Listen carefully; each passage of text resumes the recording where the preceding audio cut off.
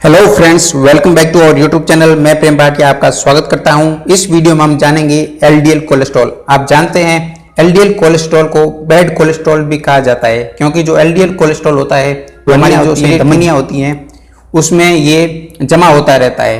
तो ये जो धमनियों का जो अंदर का सिरा होता है उसको जमते रहता है अंदर। इसके कारण ये जो धमनी होती है उसको ब्लॉक कर देता है। इस कारण हार्ट अटैक का काफ़ी ज़्यादा रिस्क। अगर आप जानना चाहते हैं कि एलडीएल कोलेस्ट्रॉल की नॉर्मल रेंज क्या है, इसका प्रिंसिपल क्या है, प्रोसीजर क्या है, तो इस वीडियो के अंत तक बने रहिएगा और ज़रूर शेयर कीजिएगा फ्रेंड के साथ। तो जो एलडीएल कोलेस्ट्रॉल होता है उसमें जो हमारे पास रिएजेंट है वो रेडी टू यूज़ है, कोई भी एक्स्ट्रा प्रिपरेशन करने की आवश्यकता नहीं रहती है। लिक्विड फॉर्म में है। दो तरह के रिएजेंट है, R1 और R2, और इसके साथ एक कैलिब्रेटर आया हुआ है जिसकी जो कंसंट्रेशन है 110 mg पर डेसीलीटर का है। सैंपल आप जो यूज़ में लेंगे वो सीरम यूज़ में लीजिएगा, बेटर रहेगा। अगर आपके पास EDTA या हेपेरिन वाला प्लाज्मा है तो भी आप यूज़ में ले सकते हैं, किंतु अगर आपके पास सिट्रेट प्लाज्मा है, सिट्रेट वाइल में अगर सैंपल लिया है तो आप उसको यूज़ नहीं करिएगा, क्योंकि इसमें जो सिट्रेट होता है वो केमिकल रिएक्शन में प्रॉब्लम करता है। इसमें जो रिएजेंट है उसके साथ क्रिया करके जो रिजल्ट आता है उसमें प्रॉब्लम। इसमें रिएजेंट कौन कौन से होते हैं एलडीएल कोलेस्ट्रॉल में? इसमें दो तरह के रिएजेंट है। R1 जिसका जो बफर का pH है 7.3, और R1 में जो डिटर्जेंट 1 है उसमें जो रिएजेंट यूज में लेंगे वो सारे कोलेस्ट्रॉल वाले रिएजेंट है, जिसमें है cholesterol esterase, cholesterol oxidase, cholesterol peroxidase, 4 amino antipyrine और एस्कॉर्बिक एसिड। ये सारा हमने जब कोलेस्ट्रॉल पढ़ा था उसमें देखा था कि ये सारे रिएजेंट है, किंतु इसमें एक रिएजेंट नहीं है जो कि कलर फॉर्म करता है। तो R1 के रूप में ये हो गया। R2 के रूप में जो रिएजेंट है वो है डिटर्जेंट 2 नाम दिया गया है जिसका, और इसमें जो बफर का pH है 7.3। रिएजेंट में है N/N BIS M टालोइडिन और डाइसोडियम और प्रिजर्वेटिव डाला हुआ है। तो ये सारा रिएजेंट हमारे काम में आएगा रिएक्शन में। तो अगर हम इसका प्रिंसिपल देख लेते हैं, R1 रिएजेंट के रूप में नॉन एलडीएल पार्टिकल होते हैं, अर्थात जो लो डेंसिटी लिपिड के अलावा दूसरे पार्टिकल है उन सबको ये घोल लेगा, सॉल्युबलाइज कर लेगा R1, और जो रिएक्शन होगी उसमें जो कोलेस्ट्रॉल फॉर्म होगा वो जो ऑक्सीडेज है, पर ऑक्सीडेज है, उसके द्वारा रिमूव हो जाएंगे। और R2 के रूप में अपने पास है R2 जिसमें जो एलडीएल पार्टिकल है वो सॉल्युबलाइज हो जाएंगे और एक कलर फॉर्म होगा। और आप जानते हैं कि बीयर्स और लैम्बर्ट्स लॉ कहता है कि जो कलर फॉर्म होगा वो डायरेक्टली प्रोपोर्शनल होगा कंसंट्रेशन ऑफ सॉल्यूशन। तो हम एलडीएल कोलेस्ट्रॉल टेस्ट कर रहे हैं, तो जो कलर फॉर्म होगा इस रिएक्शन के द्वारा वो डायरेक्टली प्रोपोर्शनल होगा एलडीएल कोलेस्ट्रॉल के। तो इस तरीके से आप रीडिंग किट का इंट्रोडक्शन कर लेते हैं। ये एलडीएल कोलेस्ट्रॉल का एक किट है। कई लोगों ने पूछा है कि आप कंपनी भी बताया करें, तो इसकी जो कंपनी है एविकॉन हेल्थ केयर प्राइवेट लिमिटेड है। और अब इस किट को हम ओपन करते हैं तो इसमें देखते हैं कि कौन कौन से रिएजेंट मौजूद है। इसमें 3 तरह की बॉटल मौजूद है, 1, 2 और 3। तो इसमें 3 तरह के रिएजेंट है, उसका हम इंट्रोडक्शन कर लेते हैं कौन कौन से रिएजेंट अवेलेबल है। जो बड़ी बॉटल दिख रही है जो कि 30 ml की है वो है R1। आप गोले में देख रहे हैं R1 के रूप में 30 ml की फर्स्ट बॉटल है।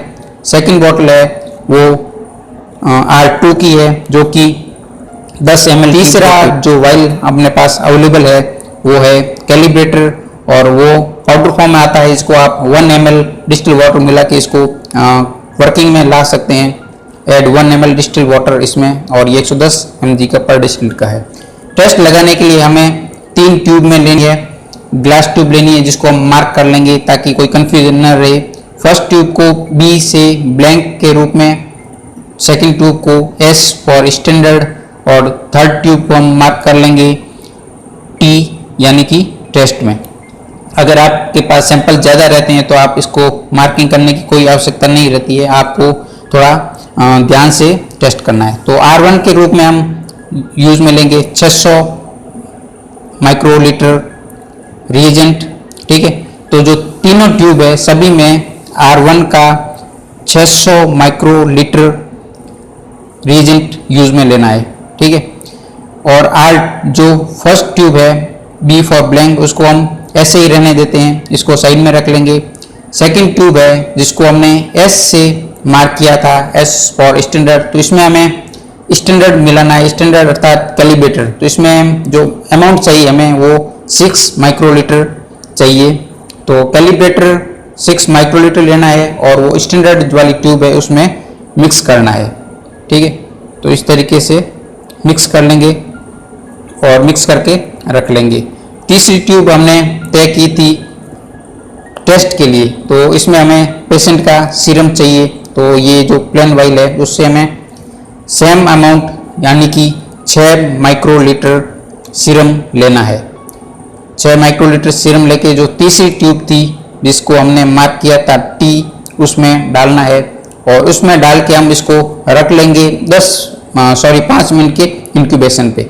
उसके बाद रिएक्शन होगी और हम देखेंगे। ट्यूब को इंक्यूबेट करने के लिए हमें सेमी ऑटो एनालाइजर है उसमें इंक्यूबेटर दे रखा है, तो इसमें ये तीनों ट्यूब को हम इस जो जगह दे रखी है टेस्ट ट्यूब के लिए उसमें रख लेंगे। तीनों ट्यूब को 5 मिनट के लिए इंक्यूबेट करना है। 5 मिनट इंक्यूबेशन के बाद हम R2 डालेंगे। R2 की जो हमें कंसंट्रेशन लेनी है, जो मात्रा लेनी है वो 300 माइक्रोलीटर लेनी है। 300 माइक्रोलीटर R2 ऐड करना है तीनों ट्यूब में। तो फर्स्ट ट्यूब हो गई ब्लैंक जिसमें 300 माइक्रोलीटर R2 डालना है। सेकंड ट्यूब जिसको हमने मार्क कर रखा है S से स्टैंडर्ड, इसमें भी 300, और थर्ड ट्यूब जिसको हमने T से मार्क कर रखा है टेस्ट के लिए, वो भी हमें 300 माइक्रोलीटर R2 डालना है। जब 300 माइक्रोलीटर डाल देंगे तो इसको 5 मिनट के लिए इंक्यूबेट करेंगे। इंक्यूबेशन के दौरान इसमें कलर फॉर्म होगा और इस कलर फॉर्म होगा जितना कि LDL कोलेस्ट्रॉल उसमें मौजूद है, तो उसकी रीडिंग हम इस सेमी ऑटो एनालाइजर से लेंगे। इसको हम मिक्स करके रख लेते हैं 5 मिनट के लिए और उसके बाद हम इसकी रीडिंग ले लेंगे। तब तक हम इसको जो सेमी ऑटो एनालाइजर है उसको सेट कर लेंगे LDL कोलेस्ट्रॉल में। तो पिछले वीडियो में हमने देखा था कि किस प्रकार से टेस्ट को ऐड करते हैं, तो हमने LDL कोलेस्ट्रॉल को इसमें ऐड किया था। तो जो 42 नंबर है उसमें हमने LDL कोलेस्ट्रॉल सेट किया गया था। तो सेलेक्ट कर लेंगे LDL कोलेस्ट्रॉल, एंटर और रन।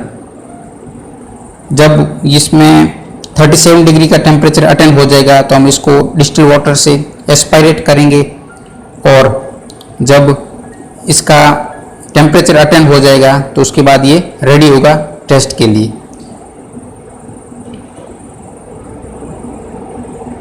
यूज स्टोर रिजल्ट, तो जो पहले से स्टोर है उस रिजल्ट को यूज में नहीं लेना है, एक सिरे से नया टेस्ट कर रहे हैं। तो जो फर्स्ट ट्यूब है ब्लैंक की उसको हम एस्पायरेट करेंगे। इसमें केवल R1 और R2 है, बाकी कुछ नहीं मिलाया गया है, तो हम इसको एस्पायरेट करेंगे। ठीक है, तो रीड ब्लैंक, तो ये ब्लैंक के रूप में फर्स्ट ट्यूब है।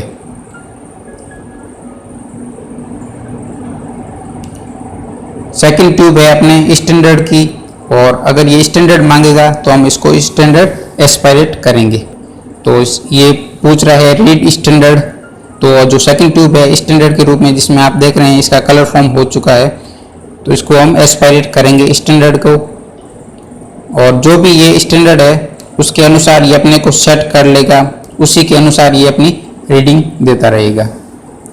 तो रीड स्टैंडर्ड, और ये खुद को सेट इस कंप्यूटर सिस्टम में ऐड कर लेगा, जो कि फ्यूचर जो भी रीडिंग होगी उसके अनुसार ये इसको रिजल्ट देगा।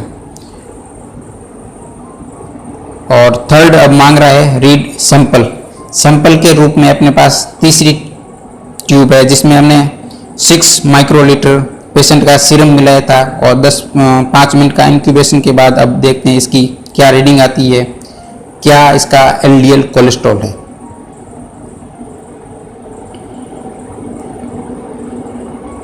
ये इसकी एब्जॉर्बेंस इसने माप ली है और अब इसका कैलकुलेट करके जो भी रिजल्ट आएगा वो उसको हमें शो करेगा। इसका जो LDL कोलेस्ट्रॉल आया है वो है 86.51 mg पर डेसीलीटर, जो कि विद इन नॉर्मल लिमिट है। अगर यही टेस्ट आप अगर क्लोरीमीटर पे करना चाहें तो भी कर सकते हैं। तो इसके लिए सेम फार्मूला यूज में आएगा, LDL cholesterol is equal to OD of test upon OD of standard into जो स्टैंडर्ड का कंसंट्रेशन है अपने पास 110 mg पर डेसीलीटर का है, तो इससे इसको मल्टीप्लाई करना है। इसमें आप एक रिएक्शन देख रहे हैं, OD upon OD of test देख रहे हैं, उसमें स्टार दे रखा है। स्टार का मतलब हुआ कि आप दो तरह से रीडिंग लेते हैं, एक R1 की और एक R2 की। तो इसमें जो भी डिफरेंस आएगा, difference in absorbance between absorbance 2 and absorbance 1, उसको आप माइनस करना है।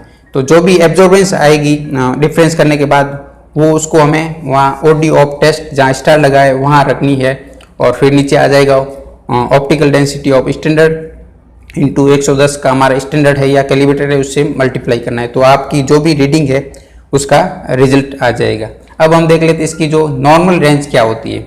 एलडीएल कोलेस्ट्रॉल माना जाता है कि 100 mg से कम होना चाहिए। अगर इससे अधिक बढ़ती है तो उसके अनुसार उसकी रिस्क भी बढ़ती जाती है। तो माना जाता है कि 100 से कम रहना चाहिए एलडीएल कोलेस्ट्रॉल, और अगर इसकी बढ़ती है तो 130 तक हम डिजायरेबल मान सकते हैं। उसके बाद जो 130 से 160 है वो बॉर्डर लाइन हाई रिस्क में आ जाता है, और अगर 160 से अधिक हो जाता है तो वो हाई रिस्क माना जाता है, और अगर 190 से अधिक है तो वो बहुत ज़्यादा रिस्की हो सकता है एलडीएल कोलेस्ट्रॉल, जो कि हार्ट अटैक को ला सकता है, क्योंकि जो धमनियाँ है उसकी जो अंदर की वॉल है वो धीरे धीरे इसके जमाव के कारण ब्लॉक हो जाती है।